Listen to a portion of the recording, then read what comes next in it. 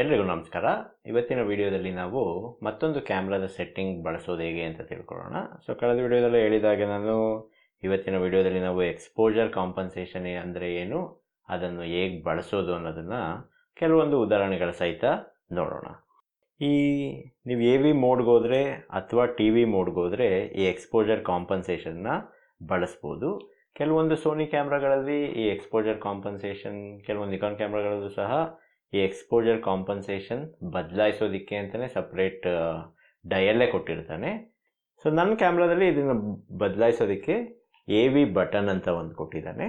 ಈ A V ಬಟನ್ನ press ಮಾಡಿ ಡಯಲ್ನ ಹಿಂದೆ ಮುಂದೆ ತಿರುಗಿಸಿದ್ರೆ ಈ ಎಕ್ಸ್ಪೋಜರ್ ಕಾಂಪನ್ಸೇಷನ್ 0ಇಂದ ಬಲಗಡೆಗೆ ಹೋದರೆ ಅದು 1 2 3 4 5ವರೆಗೂ ಹೋಗುತ್ತೆ, +5ವರೆಗೂ. ಅದೇ ಎಡಗಡೆಗೆ ಹೋದರೆ ಅದು -5ವರೆಗೂ ಹೋಗುತ್ತೆ. ಈ ಎಕ್ಸ್ಪೋಜರ್ ಕಾಂಪನ್ಸೇಷನ್ ಏನು ಮಾಡುತ್ತೆ ಅಂದರೆ, ಈಗ ಸಪೋಸ್ ಎಕ್ಸ್ಪೋಜರ್ ಕಾಂಪನ್ಸೇಷನ್ 0ದಲ್ಲಿದೆ. 0ದಲ್ಲಿದ್ದರೆ ಕ್ಯಾಮ್ರಾ ಎಷ್ಟು ಬೆಳಕು ಬೇಕು ಅನ್ನೋದನ್ನು ನಿರ್ಧರಿಸುತ್ತೆ. ಮತ್ತು ಕತ್ಲೆ ಭಾಗ ಇರ್ಬೋದು, ನೆರಳಿನ ಭಾಗ ಇರ್ಬೋದು, ಅಥವಾ ಬೆಳಕು ಜಾಸ್ತಿ ಇರೋ ಭಾಗ ಇರ್ಬೋದು, ಇದೆಲ್ಲವೂ ಫೋಟೋದಲ್ಲಿ ಸ್ಪಷ್ಟವಾಗಿ ಬರಲಿ ಅಂತ ಕ್ಯಾಮ್ರಾ ನಿರ್ಧಾರ ಮಾಡುತ್ತೆ. ಅದೇ ಈಗ ನಾನು ಎಕ್ಸ್ಪೋಜರ್ ಕಾಂಪನ್ಸೇಷನ್ನ +1ಗೆ ತಗೊಂಡೋದ್ರೆ ಇಡೀ ಚಿತ್ರವನ್ನು ಸ್ವಲ್ಪ ಹೆಚ್ಚು ಬೆಳಕಿರೋ ಹಾಗೆ ಕ್ಯಾಮ್ರಾ ಮಾಡುತ್ತೆ. ಅದೇ +2ಗೆ ತಗೊಂಡೋದ್ರೆ ಮತ್ತಷ್ಟು ಬೆಳಕು ಚಿತ್ರದಲ್ಲಿ ಕಾಣಿಸೋ ಹೋಗಿ ಮಾಡುತ್ತೆ. ನೀವು ಮೈನಸ್ ಕಡೆಗೆ ಹೋಗ್ತಾ ಇದ್ರೆ ಬೆಳಕಿನ ಅಂಶನ ಕಡಿಮೆ ಮಾಡ್ತಾ ಹೋಗುತ್ತೆ. ಸಿಂಪಲಾಗಿ ಸರಳವಾಗಿ ಹೇಳಬೇಕು ಅಂತಂದರೆ, ನೀವು ಎಕ್ಸ್ಪೋಜರ್ ಕಾಂಪನ್ಸೇಷನ್ 0 ಇದ್ದರೆ ಬೆಳಕು ಸಮಾನವಾಗಿರುತ್ತೆ. ಮೇಲ್ಗಡೆ ಹೋಗ್ತಾ ಇದ್ರೆ +1 +2ಗೆ ಹೋಗ್ತಾ ಇದ್ರೆ ಫೋಟೋದಲ್ಲಿರೋ ಬೆಳಕಿನ ಅಂಶ ಜಾಸ್ತಿ ಆಗ್ತಾ ಹೋಗುತ್ತೆ. ಕಡಿಮೆ ಮಾಡ್ಕೊಂಡು ಹೋದರೆ ಫೋಟೋದಲ್ಲಿರೋ ಬೆಳಕಿನ ಅಂಶ ಕಡಿಮೆ ಮಾಡ್ಕೊಂಡು ಹೋಗುತ್ತೆ. ಇದನ್ನು ನೀವು ಎ ವಿ ಮೋಡಲ್ಲಿ ಸಾಮಾನ್ಯವಾಗಿ ನಾನು ಹೆಚ್ಚಾಗಿ ಬಳಸೋದು ಇದನ್ನು ಎ ವಿ ಮೋಡಲ್ಲಿ. ಎ ವಿ ಮೋಡಲ್ಲಿ ಇದನ್ನು ಬಳಸಿದ್ರೆ ನಿಮಗೆ ಚಿತ್ರಗಳು ಹೇಗೆ ವ್ಯತ್ಯಾಸ ಬರುತ್ತೆ ಅನ್ನೋದು ನೋಡೋದಾದರೆ, ಇಲ್ಲೊಂದು ಕೆಲವೊಂದು ಉದಾಹರಣೆಗಳ ಮೂಲಕ ನೋಡೋಣ. ಈ ಚಿತ್ರ ನೋಡ್ತಾ ಇರ್ಬೋದು ನೀವು. ಇದು ಕೆಲವೊಂದು ದಾಸವಾಳ ಗಿಡದ ಚಿತ್ರ. ಇದು ತುಂಬ ಬೆಳಕಿರೋ ಸಮಯದಲ್ಲಿ ತೆಗೆದಿರೋದು, 3:15 ಅಷ್ಟೊತ್ತಿಗೆ ತೆಗೆದಿರೋದು. ಇದು ಮಧ್ಯಾಹ್ನ ಸಮಯದಲ್ಲಿ ತೆಗೆದಿರೋದು. ನಿಮಗೆ ಬ್ಯಾಕ್ಗ್ರೌಂಡ್ ಕೂಡ ಕಾಣ್ತಾ ಇದೆ. ಮುಂದ್ಗಡೆ ಇರೋ ಎಲೆಗಳು ಕೂಡ ಕಾಣ್ತಾ ಇದೆ. ಇದು 0 ಎಕ್ಸ್ಪೋಜರ್ ಕಾಂಪನ್ಸೇಷನ್ ಅಂದರೆ ನಾನು ಅದನ್ನು ಜಾಸ್ತಿನೂ ಮಾಡಿಲ್ಲ, ಕಡಿಮೆನೂ ಮಾಡಿಲ್ಲ. ಈಗ ಮುಂದಿನ ಚಿತ್ರ ನೋಡೋದಾದರೆ, ನನಗಿಲ್ಲಿ ಬೇಸಿಕಲಿ ಈ ಚಿತ್ರದಲ್ಲಿ ಏನು ಬರಬೇಕು ಅಂದರೆ, ಈ ಎಲೆಗಳಲ್ಲಿರೋ ಬೆಳಕು ಇನ್ನೂ ಸ್ವಲ್ಪ ಕಡಿಮೆ ಆಗಬೇಕು. ಇದನ್ನು ನಾವು ಕಡಿಮೆ ಮಾಡ್ತಾ ಹೋದರೆ ಬೆಳಕನ್ನು, ಬ್ಯಾಕ್ಗ್ರೌಂಡ್ ಕೂಡ ಸ್ವಲ್ಪ ಡಾರ್ಕ್ ಆಗುತ್ತೆ, ಸ್ವಲ್ಪ ಬ್ಲರ್ ಆಗುತ್ತೆ. ಮುಂದಿನ ಚಿತ್ರ ನೋಡೋದಾದರೆ, ಇಲ್ಲಿ ಎಕ್ಸ್ಪೋಜರ್ ಕಾಂಪನ್ಸೇಷನ್ -1 ಇದೆ. -1 ಆಗ್ತಾ ಇದ್ದಂಗೆ ಏನಾಗಿದೆ ಅಂದರೆ, ನೀವು ಹಳೆ ಚಿತ್ರದಲ್ಲಿ ಶಟರ್ ಸ್ಪೀಡ್ 1/160 ಇದ್ದಿದ್ದು ಎಕ್ಸ್ಪೋಜರ್ ಕಾಂಪನ್ಸೇಷನ್ ಕಮ್ಮಿ ಮಾಡ್ತಾ ಇದ್ದಂಗೆ, ಅಂದರೆ ನಾವು ಕ್ಯಾಮ್ರಾಗೆ ಏನು ಹೇಳ್ತಾ ಇದ್ದೀವಿ ಅಂದರೆ, ಕಡಿಮೆ ಪ್ರಮಾಣದ ಬೆಳಕನ್ನು ಒಳಗೆ ತಗೊಂಡ್ರೆ ಸಾಕು ಅಂತ ಕ್ಯಾಮ್ರಾಗೆ ನಾವು ಸೂಚನೆ ನೀಡ್ತಾ ಇದ್ದೀವಿ. ಅದನ್ನು ಮಾಡಿದಾಗ ಶಟರ್ ಸ್ಪೀಡ್ ಆಟೋಮೆಟಿಕ್ಕಾಗಿ 1/160ಇಂದ 1/400 ಹೋಗಿದೆ. ನೀವು ಇಲ್ಲಿ ಕಂಪೇರ್ ಮಾಡ್ಬೋದು. ಕಳೆದ ಚಿತ್ರಕ್ಕೆ ಹೋಲಿಸಿದ್ರೆ ಈ ಚಿತ್ರದಲ್ಲಿ ಬೆಳಕು ಕಡಿಮೆ ಇದೆ. ನಮಗೆ ಎಲೆಗಳು ಕಾಣಬೇಕು, ಅದು ಕಾಣ್ತಾ ಇದೆ, ಬ್ಯಾಕ್ಗ್ರೌಂಡ್ ಬ್ಲರ್ ಆಗಿದೆ. ಈಗ ಇನ್ನೊಂದು -1 ಪಾಯಿಂಟ್ ಮೈನಸ್ ಮಾಡಿದ್ರೆ, ಎಕ್ಸ್ಪೋಜರ್ ಕಾಂಪನ್ಸೇಷನ್ -2ಗೆ ಹೋದರೆ ಇಲ್ಲಿ ನೀವು ಬ್ಯಾಕ್ಗ್ರೌಂಡ್ ಇನ್ನಷ್ಟು ಡಾರ್ಕ್ ಆಗಿದೆ. ಅದೇ -3ಗೆ ತಗೊಂಡು ಹೋದರೆ ಬ್ಯಾಕ್ಗ್ರೌಂಡ್ ನಿಮ್ಗೇನು ಕಾಣ್ತಾನೆ ಇಲ್ಲ. ಎಲೆಗಳಲ್ಲಿ ಬೆಳಕು ಎಲ್ಲಿ ಬೀಳ್ತಾ ಇದೆ ಆ ಭಾಗ ಮಾತ್ರ ನಿಮಗೆ ಕಾಣ್ತಾ ಇದೆ ಇಲ್ಲಿ ಸ್ಪಷ್ಟವಾಗಿ. ಅಂದರೆ ಇದನ್ನು ನೀವು ಕ್ರಿಯೇಟಿವ್ ಆಗಿ ಬಳಸ್ಕೋಬೋದು.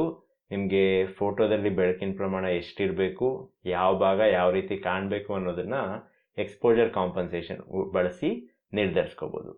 ಮತ್ತು ನಾನು ಶಟರ್ ಸ್ಪೀಡ್ ಬಗ್ಗೆ ಹೇಳ್ತಾ ಇದ್ದೆ. -1 ಶಟರ್ ಸ್ಪೀಡಲ್ಲಿ 1/400 ಇದ್ದಿದ್ದು -2 ಶಟರ್ ಸ್ಪೀಡಲ್ಲಿ 1/640 ಆಯಿತು. -3 ಶಟರ್ ಸ್ಪೀಡಲ್ಲಿ 1/1250 ಆಯಿತು. ಅಂದರೆ ನಾವು ಕ್ಯಾಮ್ರಾಗೆ ಬೆಳಕು ಕಡಿಮೆ ತಗೋ ಅಂತ ಹೇಳ್ತಾ ಇದ್ದಂಗೆ ಶಟರ್ ಸ್ಪೀಡ್ ವೇಗವಾಗ್ತಾ ಹೋಗುತ್ತೆ. ಈಗ ಸಪೋಸ್ ಇದು ಎಕ್ಸ್ಪೋಜರ್ ಕಾಂಪನ್ಸೇಷನ್ನ ಕಡಿಮೆ ಮಾಡಿದ ವಿಧಾನ ಆಯಿತು. ಈಗ ನಾವು ಎಕ್ಸ್ಪೋಜರ್ ಕಾಂಪನ್ಸೇಷನ್ನ ಜಾಸ್ತಿ ಯಾವಾಗ ಮಾಡ್ಕೋಬೇಕು ಅಂದರೆ, ಈಗ ಬ್ಯಾಕ್ಗ್ರೌಂಡ್ ನೀವು ಇಷ್ಟು ಚಿತ್ರಗಳಲ್ಲಿ ನೋಡಿದ್ದು ಬ್ಯಾಕ್ಗ್ರೌಂಡ್ ಸ್ವಲ್ಪ ಅಲ್ಲಿ ಮರಗಳಿದ್ದರಿಂದ ಸ್ವಲ್ಪ ಡಾರ್ಕ್ ಕಾಣ್ತಾ ಇತ್ತು. ಈಗ ಬ್ಯಾಕ್ಗ್ರೌಂಡ್ ವೈಟ್ ಇದೆ, ಅದ್ರ ಮುಂದೆ ನೀವು ಒಂದು ಎಲೆನೋ ಹೂವನೋ ಫೋಟೋ ತೆಗಿತಾ ಇದ್ದೀರಾ. ಆವಾಗ ಎಕ್ಸ್ಪೋಜರ್ ಕಾಂಪನ್ಸೇಷನ್ನ ಯಾವ ರೀತಿ ಬಳಸ್ಕೋಬೋದು ಅಂತ ನೋಡಿದ್ರೆ, ಈ ಚಿತ್ರದಲ್ಲಿ ನೋಡ್ಬೋದು ನೀವು. ಇಲ್ಲಿ ಬ್ಯಾಕ್ಗ್ರೌಂಡಲ್ಲಿ ಒಂದು ತೆಳು ಹಸಿರು ಬಣ್ಣದ ಒಂದು ಗೋಡೆ ಇದೆ, ಹಂಗಾಗಿ ಸ್ವಲ್ಪ ಬೆಳಕು ಜಾಸ್ತಿ ಇದೆ. ಸೊ ಎಕ್ಸ್ಪೋಜರ್ ಕಾಂಪನ್ಸೇಷನ್ 0 ಇಟ್ಟು ನೋಡಿದಾಗ ಶಟರ್ ಸ್ಪೀಡ್ 1/200 ತಗೊಂಡಿದೆ. ಎಲೆ ನಿಮಗೆ ಸ್ವಲ್ಪ ಡಾರ್ಕ್ ಆಗಿ ಕಾಣಿಸ್ತಾ ಇದೆ. ಸೊ ಎಲೆ ಮೇಲಿನ ಗೆರೆಗಳಿರ್ಬೋದು ಅವೆಲ್ಲ ಅಷ್ಟು ಸ್ಪಷ್ಟವಾಗಿ ಬಂದಿಲ್ಲ. ಸೊ ನಮ್ಗೆ ಈ ಚಿತ್ರದಲ್ಲಿ ನಮ್ಗೆ ಏನು ಬೇಕು ಅಂದರೆ ಎಲೆ ಚೆನ್ನಾಗಿ ಕಾಣಬೇಕು. ನಮಗೆ ಎಲೆ ಇನ್ನೂ ಒಂದು ಸ್ವಲ್ಪ, ಎಲೆ ಮೇಲಿರೋ ವಿವರಗಳು ಇನ್ನೂ ಒಂದು ಸ್ವಲ್ಪ ಚೆನ್ನಾಗಿ ಕಾಣಬೇಕು ಅಂದರೆ ಎಕ್ಸ್ಪೋಜರ್ ಕಾಂಪನ್ಸೇಷನ್ನ ಜಾಸ್ತಿ ಮಾಡ್ಕೋತಾ ಹೋಗಬೇಕು. ಸೊ ಮುಂದಿನ ಚಿತ್ರದಲ್ಲಿ ನೋಡೋಣ.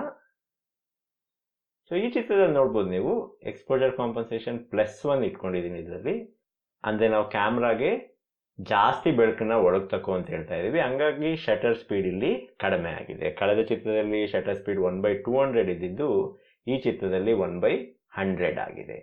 ಸೊ ಇಲ್ಲಿ ಏನಾಗಿದೆ ಅಂದರೆ ನಿಮಗೆ ಬ್ಯಾಕ್ಗ್ರೌಂಡ್ ಇನ್ನೂ ಬ್ರೈಟ್ ಆಗಿದೆ, ಬಟ್ ಅದ್ರ ಜೊತೆಗೆ ನೀವು ನೋಡಿದ್ರೆ ಕಳೆದ ಚಿತ್ರದಲ್ಲಿ ನಮಗೆ ಎಲೆಗಳ ಮೇಲಿನ ಯಾವುದೇ ವಿವರಗಳು ಕಾಣ್ತಾ ಇರಲಿಲ್ಲ, ಪೂರ್ತಿ ಕಪ್ಪಾಗಿ ಕಾಣ್ತಾ ಇತ್ತು.